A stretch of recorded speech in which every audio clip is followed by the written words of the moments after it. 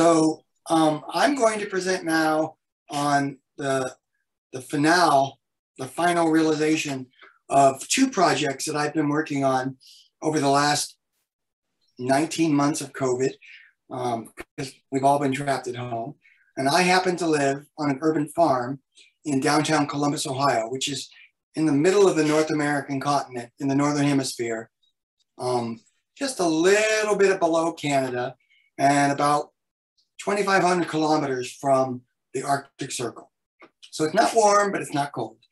And I live in the middle of a downtown metropolis called Columbus, Ohio, which also happens to be the capital city of the United States of America state of Ohio. And my friend Amy lives in the same state as me, but she lives west. And I had a desire to figure out what it would take to make food an accessible reality to anyone on this planet, including the family we just watched in Jeddah and all of their family in the Philippines and anyone around the world, and anybody who is going to be living in space, probably low Earth orbit, on the moon, which is coming up, or later on Mars, potentially floating above the clouds of Venus, because all of these are potential places. And the one thing they have in common is the need for food and water. So I'm going to share my screen and start my presentation. Amy, can you tell me if you can see this presentation?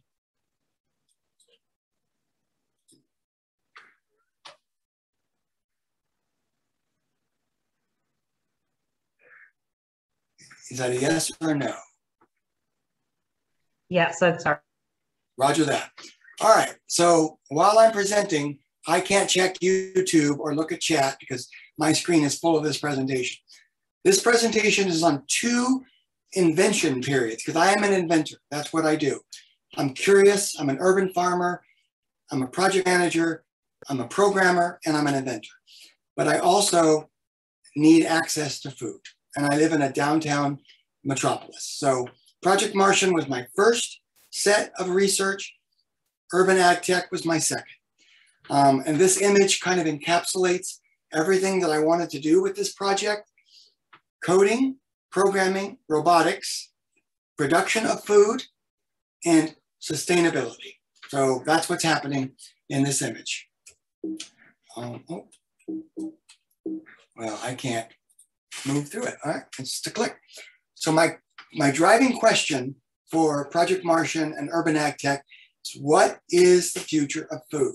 And the truth of the matter is, it looks different for every person on this planet because ecosystems are different. An ecosystem, if you don't know that word, it's a big word for how the planet responds to the resources that it has in that place. An example of ecosystems are forest, desert, green grasslands, or mountains, alpine environments. The key here is the word sustainable, because you can make all the food you want, but if you don't make it sustainably or make it sustainable, it isn't going to matter because nature can't support it. We'll come back to that.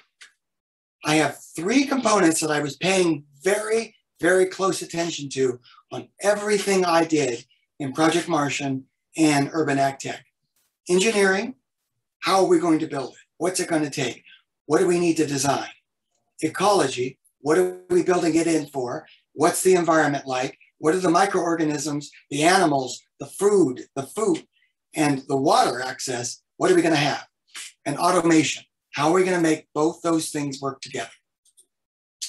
So this was my experience over the last 19 months. I'm encapsulating it all into three inventions that focus on engineering, ecology, and automation. Now, this image talks about the way on the left side is the way that most of us think about food. We go to a grocery store or an urban market, or we grow it, or we can it, but we go someplace to get food. We go someplace, or someplace makes water for us so we can drink it. This is the law in the country that I live in most of the countries that I have visited, but it is not the truth everywhere. On the right is what soil looks like on vast swaths of this planet, because it has not got the environmental applications, the ecologies, or the access to water that it needs. This is what dirt looks like. Dirt and soil are two different things, and we'll talk about that in just a minute. This bottom image on the right is what water looks like in enormous parts of the water table on this planet, including a small space the size of the state that I live in the Pacific Ocean. It's called the Pacific Ocean Gyre. The Atlantic Ocean Gyre, G-Y-R-E, and in the Indian Ocean, where plastics and waste collect. This is a particular waterway in South America that I just found a picture of, but you've seen this water everywhere. The middle image is me yesterday. This is food I harvested from the machines and the garden beds that I have at Mezzacello. The one thing this one image to all these four other images having common, it is sustainable. So the question I have for you, everyone on YouTube, everybody watching this, is where will you live in the next 20 years? 100% of you live on the first planet. 65% of you live in a city, which is the second image. Soon, probably in the next 5 years, we will be living on the moon, and we have to stay there. So we're going to need to be able to grow food. Many of us will also soon be living on Mars. I love this image. This is the last photograph that the spacecraft Cassini took before it crashed into the upper atmosphere of Mars, or Saturn. Those are the rings of Saturn. We've been that far. How much further can we go? We took this picture, so we've been there. The Earth needs our help, and we need to be ready to help it. There are going to be new habitats that require food, resources, water, infrastructure, and materials. Super important, all of those, super important. They all require ecosystems, engineering, automation, and innovation to thrive. And that brings me to Mezzacello, that's my farm on the left, the engineering, ecology, and automation of food for the future. This is a camper. I had a young woman who attended one of my 4 camps this summer at Mezzacello, and this is the CAD diagram for the major innovation that I did for urban ag tech called the bioreactor. This is what I did all summer. I innovated my system for purifying water, an enclosed sustainable ecosystem called the biofilter. I innovated the engineered biologic system, the bioreactor, and I had kids do all the work, because as a serial presenter and inventor, I know kids are where it's at. They can do it. You just got to give them opportunity and allow them to be curious. So let's move on. What I've been doing, building camps for student-centered research and development, building out my bioreactor module, and hands-on learning student environments and systems, because we need kids to be able to do this. The first one, the Martian Soil Project. This started during COVID because I couldn't go to Lowe's. Literally, I could not go to Lowe's to get more soil. So I needed to make my own. So I started developing systems of pulling out 3 core concepts from my compost: energy, water, and soil. The way I did that was I removed all the dirt from my garden beds and replaced it with engineered compost and diatomaceous earth. And if you don't know what diatomaceous earth is, look it up. It's basically the shells of plankton. And it is deadly to microfungus and microbiological life forms because it cuts right through their shells. So you think, Bruner, why would you add something that is deadly to microbiological life to your soil? Because it needs it. It needs a source of calcium. It needs a source of magnesium and phosphorus. And the Diatomaceous earth has that in spades. Where else would we find diatomaceous earth? Mars and the moon. The earth there, or the soil there, it's called regolith on those planets, is very sharp because it's never been softened by wind or water. Think about that. So I need to fill 24 Martian beds with soil. So my next project was innovating. What are the ecological processes? What are the engineering processes? What are the automation processes? I'm not going to read through this. You can come back to this presentation and read them yourself. You will have to if you want to keep innovating the way I've done. I'm not here to walk you through it. I'm here to present the ideas to you. The iterations, also known as failures. When I created the soil, the first year it was fabulous. The second year I tried to jumpstart it with horse manure, and I introduced toxins and microbes that exist on Earth that the soil wasn't ready for. So I basically had to bake them out of the soil. When I tested the soil, second image, in controlled environments that I built on Mezzacello and at the innovation labs I work at, none of these problems happened because it was an isolated environment. The ecology was different. Third problem, sometimes you just have to destroy everything and start over again. Fire. The Bioreactor Project, which is my second invention. The first was my type of soil. The second was the machine that makes it. Again, energy, water, and soil. And if you're curious, that white tower with the lattice on it and the clock in the middle of my farm, that is the bioreactor. This is what it looks like. It's a steel tower that I built that's approximately 2 and 2.75 meters tall. And at the top, it holds water that is collected from the rain. In the bottom, it holds a module that pulls out one IBC, which is 1,000 liters, and replaces it with another filled with green and brown compost. You push that back in, and the machine turns it and adds water to it and select biomolecules. Everything is recycled. Nothing is wasted. The energy is pulled out, the water is pulled out, and the soil is created from this process. These are my innovations. The ecological innovation, what it creates. The engineering innovation, the computers and the robots and the processes that I had to create. The automation, this is going to have to run on its own, either on the 102nd floor of a building in Singapore or on the moon. But it's going to have to run on its own. So I needed these things to have sensors and eyes and tools that would test it. My failures, also known as iterations. Looks great, but when I put the lattice on, I couldn't remove the molecule. I couldn't remove one compost bin to put another one in. Failure. So I had to modify the whole tower so I could do that.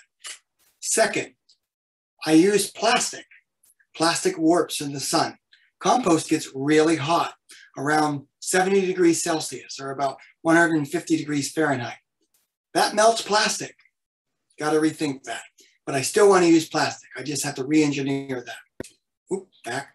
And I wanted to add wind turbines to it, but I failed miserably. So I switched to vertical wind turbines and solar panels. But the solar panels block the wind. Why do I need the wind? For the weather station to tell me how fast the wind is going. So you have to think through everything when you're building something new, and you have to be prepared to fail. The biofilter. This is an image of the biofilter.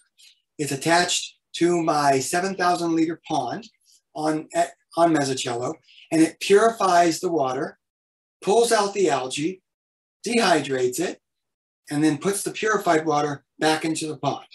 And it is also automated. It uses its own energy. It's powered by batteries that are recharged by solar panels. Obviously, it recycles the water, but it also makes soil because the dried algae I can use as a fertilizer immediately. This is what the biofilter actually looks like. It's 2 series of 75 liter buckets with 35-liter buckets or five-gallon buckets that have biomedia in them. I pull the biomedia out, I pour it into the processor, the water drains out, the biomedia strainer puts the water and purifies that, takes the medium and dries it. The biomedia goes back into the pump. The algae goes back into my garden beds. The water goes back into the pond. Super simple. Everything run by wind or solar power from my pond. These are the zones: energy, water, soil, compost. Same concepts. Those are my driving innovations. The innovations I had to implement to make this work, it has failed on 4 separate occasions. 4. And each time it was disastrous. Every one of these innovations is what not to do. So again, go look at my notes. These are the features that I built into the urban ag tech camps that I ran. This is where my farm is. That picture is my farm from the air. That city is the city I live in. I can walk to that tallest skyscraper in 15 minutes. If it was allowed, I could fly a drone there in 5. But I cannot fly a drone in my city because there are 3 trauma hospitals, an airport, and a federal building in that downtown metropolis, and I could get in a lot of trouble for flying a drone there. So I don't. I fly a drone basically half a kilometer outside the bubble around downtown Columbus, and that's where I live. The camps I ran integrated everything I have learned over the last 7 years as an urban innovator, an urban farmer, and an engineer, and an inventor. And kids love animals. And if they're having fun, they will solve every problem you throw at them. We've seen that again and again and again at GIFT. The third innovation is I tested all of my innovations. This is the dome I built over my garden beds for testing. This is my grandson in that dome. It works. He loved it. My favorite iterations, the way that I process the algae and the plants that grow in my pond, really clever, if I have to say so myself. The isolation booth in my chicken coop, every chicken coop needs an isolation booth. If the chicken gets sick, you have to be able to isolate those chickens. If I have baby chickens, the adult chickens will hurt them. This isolation booth was designed by 3 kids at one of my camps. Super proud of that. And yes, that is a closet door. They innovated a closet door to work, and it works beautifully. The third innovation, creating an environment that's easily sterilizable so anyone can work in these chicken coops, and the health department for my city, my county, and my state have absolutely no issues. My other favorite observations, you have to have beauty. You have to be inspired to do something new that you've never done before. Beauty is a great innovator. You can't live in stark, sterile environments. People need to want to write poetry. So beautiful things matter. Fun and love are a form of energy. You can get energy from those, and you can do amazing things with them. You need to have fun. You can't just work and work and work. Sometimes you have to laugh. And the third, wind and solar, they are farms, just like a garden is. You put things into them, you get things out of them. When you have too much, you need to figure out what to do with that energy. When you don't have enough, you need to figure out how to get more. But they require inputs and outputs. My favorite impacts, this note that was left to me on a whiteboard by one of my campers. Truer words were never spoken.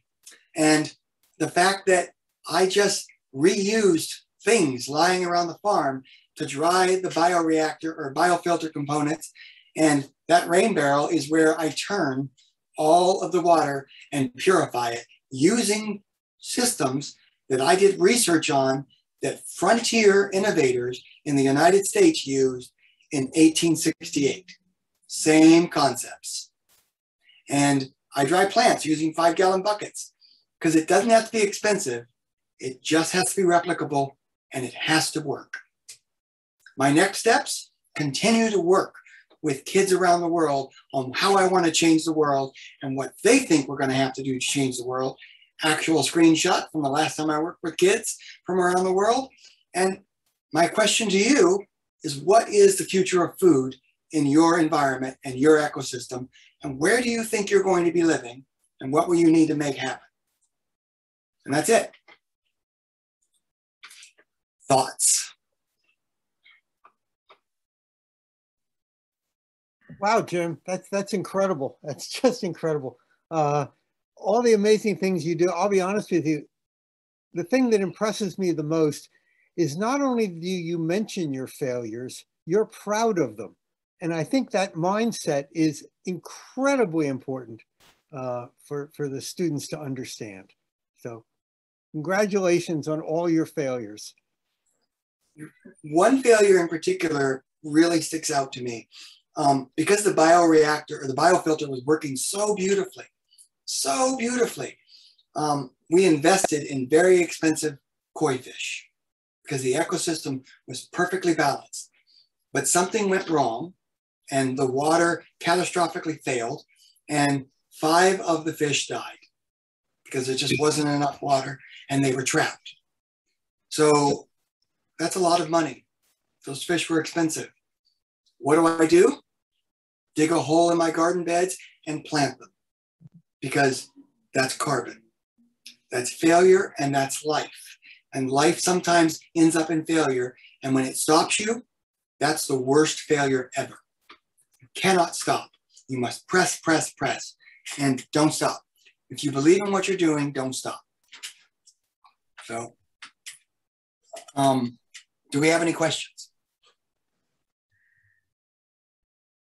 I don't see any on YouTube, but I was, yeah, I love that you're bringing kids into it and doing the summer camps and the things and teaching them how to do it, because I think sometimes we get so invested in our work that we think nobody else can do it and we want control over it and everything. And I think it's very, very important to share it so that people can learn from it, and so it can be around after we're gone.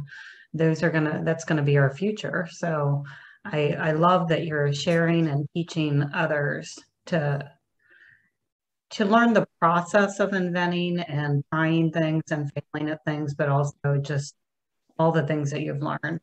So yeah. I think one of my favorite Brunerisms, that's what I call them, when I make something up in my head and I really like the way it sounds. Farmers are investors for the future. They invest in the future. Everything any farmer does is for the future, because nothing you do as a farmer is for now. It's always going to come to fruition later. My farm just happens to be billions of young minds around the planet that I can get to realize we can be the solution to the problems that we are looking at and are terrifying our parents if we look at it honestly. And we look at it as innovators and not as victims. That's the very first step. All farmers invest in the future. And that's what inventors do as well.